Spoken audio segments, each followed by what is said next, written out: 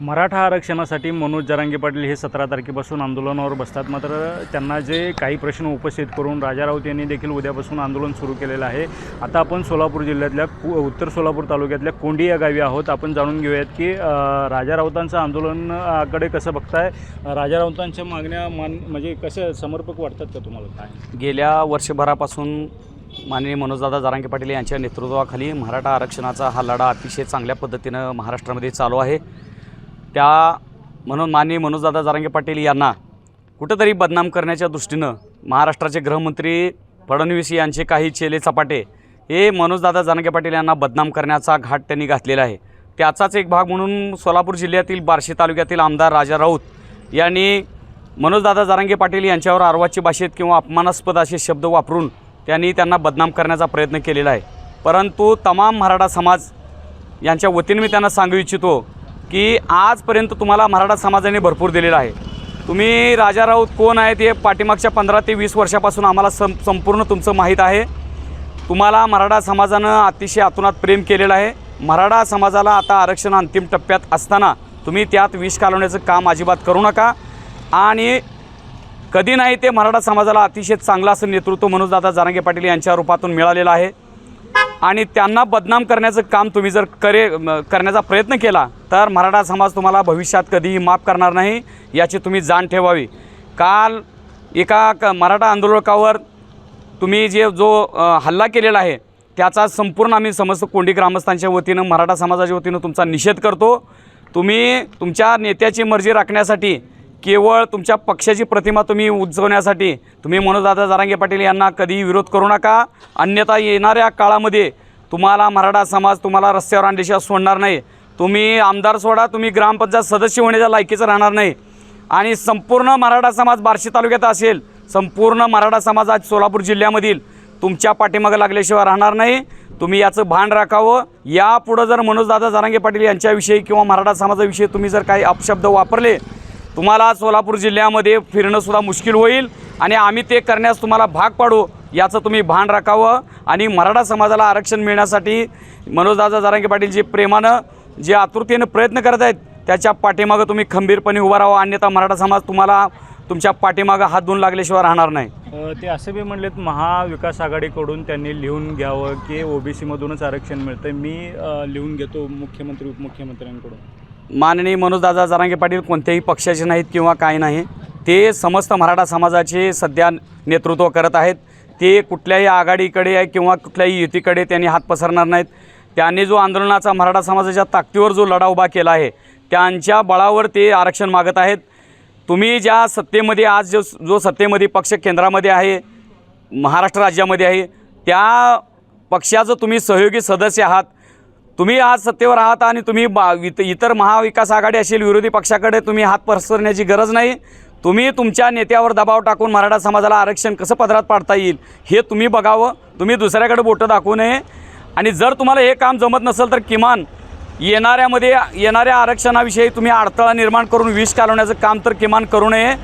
अन्यथा तुम्हाला तुमची त्या जागा दाखवल्याशिवाय मराठा समाज सोडणार नाही.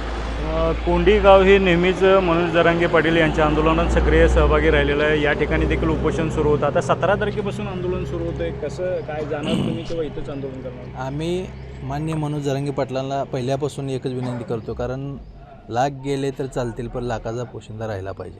मनोज जरांगे पाटलांनी आता उपोषण करू नये. ह्या राजा राऊत असेल किंवा दरेकर असेल किंवा प्रसाद लाड असेल किंवा कालचा ते अनिल बोंडे असेल, यांची मस्ती जिरवण्याचं काम तुम्ही मराठा समाजावर जबाबदारी द्या. त्यांची मस्ती जिरवल्याशिवाय मराठा समाज स्वस्थ बसणार नाही. आता जे अनिल बोंडे त्याची तेवढी अवकात आहे का मनोज जरांगे पाटलावर बोलण्याएवढी? राजा राऊतची तेवढी अवकात आहे का मनोज जरांगे पाटलावर बोलण्याएवढी? प्रसाद लाडची एवढी अवकात आहे का? मस्ती आली का ही भाषा वापरतो ती? दरेकरची एवढी अवकात आहे का? मनोज जरांगे पाटील आता एकमेव नेता आहे महाराष्ट्रामध्ये तर देशात. तर मनोज जरांगे पाटलाला विरोध करण्यासाठी किंवा त्यांना हे करण्यासाठी त्यांची कुणाचीच लायकी नाही. मनोज जरांगे पाटील एकमेव नेता आहे मराठा समाजाचा असेल किंवा सर्व बहुजन समाजाचा असेल, नेतृत्व करणारा एकमेव नेता आहे. त्यांना टप जाणारा कुठलाही नेता महाराष्ट्रात जिवंत नाही अजून. एवढं सांगतो. मनोज जरांगे पाटलाच्या विरोधात कोण आंदोलन करू नका. तुमची मस्ती जिरवून घ्यायची असेल तर मनोज जरांगे पाटलाच्या विरोधात आंदोलन करा. राजा राऊत असे बी म्हणले होते मनोज जरांगे पाटील काय समाजाचे मालक लागून गेलेत का, काय काय कसं बघता याबाबत? आजपर्यंत मराठा समाजाला जे काय मिळणार आहे त्याच्यामध्ये कमीत कमी ह्या राजा राऊतांनी त्याच्यामध्ये अडथळा तर आणू नये.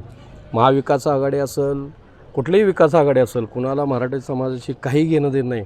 आतापर्यंत मराठा समाजासाठी कुणीही काही केलं नाही. एकच नेता आतापर्यंत असा झालेला आहे की मनोजदादा जरांगे पाटील यांनी खूप असं चांगलं काम केलेलं आहे, त्याला कमीत कमी अडथळा तर आणू नये अशी सर्व कोंडी ग्रामस्थाच्या वतीनं राजा राऊताला एक विनंती आहे. नाहीतर त्याला त्याची जागा दाखवेल कोंडेगाव.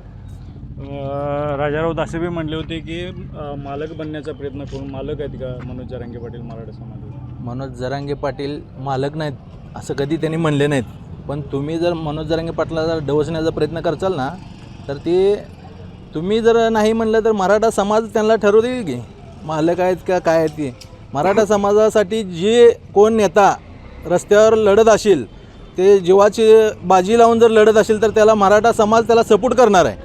तुम्ही मालक तुम्हीच हिणून देता मराठा समाजाला, किती मालक लागून गेलेत का, हे लागून गेले. तुम्ही मराठा समाजाचे मालक लागून गेलेत का? कुठं तर डोक्याला पट्टी बांधलेलं तुम्ही जर जुना फोटो व्हायरल करत असेल, तुम्ही दमदाटी करून लोकांची घरं फोडण्याचं काम केलेलं आहे तुम्ही आत्तापर्यंत. तुमच्या विरोधात कोण गेलं तर त्याच्या घरावर तुम्ही हल्ला करण्याचं काम केलेलं आहे. इथून पुढं ती चालणार नाही. मराठा समाजाला एक सक्षम नेता मिळालेला आहे. ते नेता जर मराठा समाजाला गावातला एक लहान कार्यकर्ता जर असेल त्याच्यावर अन्याय झाला तर मनोज जरांगे पाटील आवाज उठवेल याचा आम्हाला विश्वास आहे. या ठिकाणी मराठा समाजाच्या आणखीन बांधव आहेत. राजा राऊतांनी जे केलेले वक्तव्याकडे कसं बघता तुम्ही? राजा राऊताला एकच सांगणं आहे की तुला मालक बनवायचं ही मराठा समाज आज ठरवणार आहे. तुला मालक बनवायचं आहे की चपराशी करून ठेवायचं आहे, हा मराठा समाज ठाम आहे. तुझी जागा, तुझी योग्य ती जागा तुला त्या योग्य त्या जागेवर नेऊन ठेवणार. तुला मालक बनवायचा आहे की चपराशी बनवायचा आहे, हा मराठा समाजाचा एक ठाम विश्वास झालेला आहे. मामा, मराठा समाजाचं आंदोलन सुरू होतं आता जरांगे पाटलाचं 17 तारखेपासून, आणि राजा राऊत पण उद्यापासून आंदोलन सुरू करतात. कसं बघता याच्याकडे? हे राजा राऊत बारशे आमदार आहे ना, ते चुकीचं आहे त्यांचं धोरण. ह्याच्या पुढे त्यांनी आमदारसुद्धा होणार नाहीत, हे लक्षात ठेवा. ते त्यांना कोण टवचायलं त्याची नुकसान होईल. ते मराठा महासंघ त्यांच्या मागं हात धुवून लागेल असे राजा राऊताच्या मागं. एवढं बोलू माझी भाषेचं. या ठिकाणी मराठा काही लोक बसलेले आहेत ग्रामीण भागातले, आपण जाणून घेऊयात एकंदरीत कसं बघताय. राजाभाऊ राऊत म्हटले होते जरांगे पाटील आमचे काय मालक लागून गेलेत का, मालक होण्याचा प्रयत्न करू नये, काय सांगाल?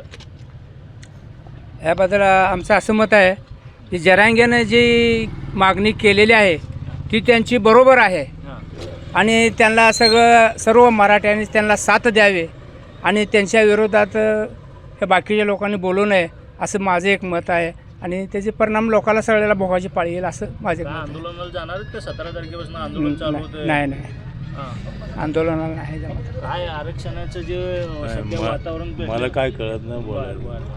ठीक आहे. हे ग्रामीण भागातले लोक होते, यांनी देखील मनोज जरांगे पाटील यांच्या आंदोलनाला पाठिंबा दर्शवलेला आहे.